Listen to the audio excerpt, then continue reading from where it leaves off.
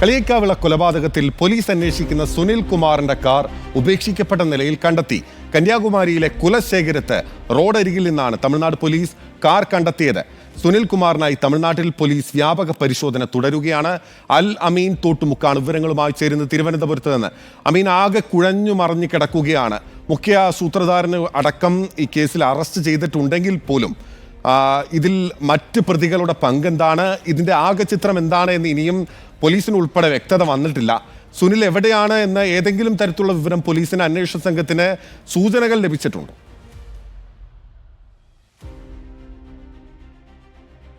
ബിനിൽ സൂചിപ്പിച്ചതുപോലെ ദീപുവിൻ്റെ മരണത്തിൻ്റെ കാരണം ഇപ്പോഴും അവ്യക്തമാണ്. പ്രധാന പ്രതി അറസ്റ്റിലായിട്ടുണ്ട്, മറ്റൊരു പ്രതിയെ കൂടി കസ്റ്റഡിയിലെടുത്തിട്ടുണ്ട്, ഒപ്പം ഇതുമായി ബന്ധപ്പെട്ട ചിലർ ഇപ്പോൾ കസ്റ്റഡിയിലുമാണ്. പക്ഷേ എന്താണ് ഈ മരണത്തിലേക്ക് നയിച്ചത് എന്ന് സംബന്ധിച്ച് ഇപ്പോഴും അവ്യക്തത തുടരുകയാണ്. ഇത് മാത്രമല്ല, ഈ വിഷയത്തിൽ ദുരൂഹതകൾ അഴിയണമെങ്കിൽ കേസിൽ രണ്ടാമത്തെ പ്രതിയായ സുനിൽകുമാറിനെ പോലീസിന് ലഭിച്ചേ മതിയാകൂ. ഈ സുനിൽകുമാറിന് വേണ്ടി തമിഴ്നാടിൻ്റെ വിവിധ ഭാഗങ്ങളിലും കേരളത്തിൽ തന്നെയും വലിയ രീതിയിലുള്ള പരിശോധനകൾ തമിഴ്നാട് പോലീസും കേരള പോലീസും നടത്തുന്നുണ്ട്.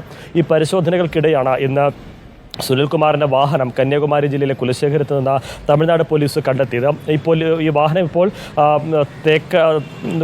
പോലീസ് സ്റ്റേഷനിലേക്ക് മാറ്റിയിട്ടുമുണ്ട്. പക്ഷേ പോലീസ് അനുമാനിക്കുന്നത് ഈ പരിശോധനകളും അന്വേഷണവും ഒക്കെ വ്യാപകമായ ഒരു സാഹചര്യത്തിൽ വാഹനം ഉപേക്ഷിച്ച് സുനിൽകുമാർ കടന്നിട്ടുണ്ടാകാമെന്നുള്ളതാണ് പോലീസിൻ്റെ അനുമാനം.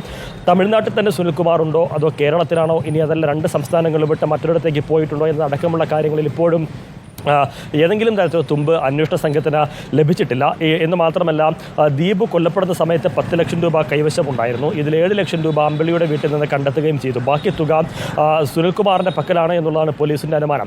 എന്ന് മാത്രമല്ല, ഈ പലപ്പോഴായി മുഖ്യപ്രതി, ഒന്നാം പ്രതിയായിട്ടുള്ള അമ്പിളി പോലീസിന് നൽകിയിരിക്കുന്ന മൊഴിയും അത് ദീപു തന്നെ നൽകിയ കൊട്ടേഷൻ പ്രകാരമാണ് അദ്ദേഹത്തെ കൊലപ്പെടുത്തിയതെന്നാണ്. പക്ഷേ പോലീസ് ഇത് മുഖവിലേക്ക് എടുത്തിട്ടില്ല. ഒരു പഠിച്ച കള്ളനാണ്, കൃത്യമായൊരു ക്രിമിനൽ സ്വഭാവമുള്ള ഒരാൾ, ക്രിമിനൽ മൈൻഡുള്ള ആളാണ് അമ്പിളി. അതുകൊണ്ട് പോലീസിനെ വഴിതെറ്റിക്കാനുള്ള നീക്കമായിരിക്കാമെന്നുള്ളതാണ് പോലീസ് വിലയിരുത്തുന്നത്. ഏതായാലും ഈ അമ്പിളിയെ വീണ്ടും കസ്റ്റഡിയിൽ വാങ്ങി ചോദ്യം ചെയ്യാൻ പോലീസ് തയ്യാറെടുക്കുന്നുണ്ട്. പക്ഷേ അപ്പോഴും ഇതിൻ്റെ വ്യക്തത ലഭിക്കണമെങ്കിൽ, ഇതിൻ്റെ യഥാർത്ഥ കാരണങ്ങളിലേക്ക് എത്തണമെങ്കിൽ, ഇതിൻ്റെ ദുരൂഹതകൾക്ക് ഒരു അവസാനം വേണമെങ്കിൽ അത് സുനിൽകുമാറിനെ കിട്ടിയേ മതിയാകൂ. സുനിൽകുമാറിന് വേണ്ടി തമിഴ്നാടിൻ്റെ വിവിധ ഭാഗങ്ങളിലും കേരളത്തിലും വലിയ രീതിയിൽ വലവരിച്ച് പോലീസ് അന്വേഷണവുമായി മുന്നോട്ട് പോകുന്നുണ്ട്. അതിനിടെയാണ് അദ്ദേഹത്തിൻ്റെ വാഹനവും കിട്ടിയിട്ടുള്ളത്. എവിടെയാണ് സുനിൽകുമാർ എന്നെ സംബന്ധിച്ച് ഏതെങ്കിലും തരത്തിലുള്ള സൂചനകൾ ഇതുവരെയും അന്വേഷണ സംഘത്തിന് ലഭിച്ചിട്ടുമില്ല. ബിനിൽ, ക്രൂരമായ കൊലപാതകത്തിൽ പങ്കുണ്ടെന്ന് പോലീസ് വ്യക്തമാക്കുന്ന സുനിൽ കുമാർ എവിടെയെന്ന ചോദ്യമാണ് പ്രധാനമായും കളിയേക്കാവിളയിലെ കൊലപാതകവുമായി ബന്ധപ്പെട്ട് ഉയർന്നു വരുന്നത്.